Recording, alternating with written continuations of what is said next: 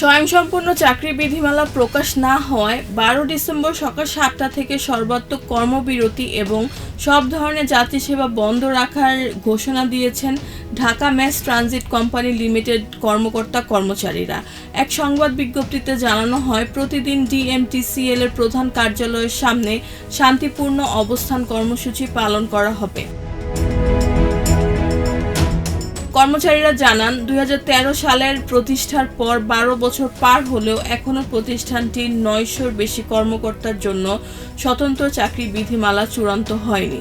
ফলে 2022 সালের 28 December metro রেলের বাণিজ্যিক যাত্রা শুরুর পর থেকে কর্মচারীরা দিন-রাত দায়িত্ব পালন করলেও ছুটি, CPF, gratuity, shift allowance, overtime, group insurance সহ মৌলিক সুবিধা থেকে বঞ্চিত।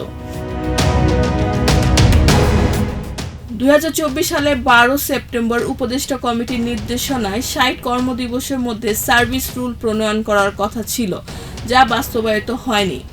পরবর্তীতে আন্দোলনের পর 20 মার্চের মধ্যে সার্ভিস রুল চূড়ান্তের আশ্বাস মিলেছিল, কিন্তু তার রূপ নেয়নি।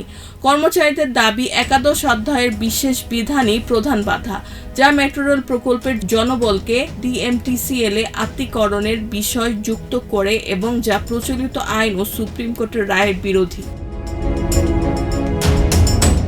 তারা অভিযোগ করেন, পরিচালনা পরিষদ বিধানটি বাদ দিতে আগ্রহী হলেও কর্তৃপক্ষের চাপই প্রকাশ বিলম্বিত হচ্ছে। কর্মচারীদের ভাষায়, চাকরির বিধিমালা ছাড়া ক্যারিয়ার, বেতন সুবিধা ও ন্যায্য অধিকার নিশ্চিত নয়। তাই আর কোনো আশ্বাস নয়, প্রকাশিত সার্ভিস রুল ছাড়া সমাধান নয়।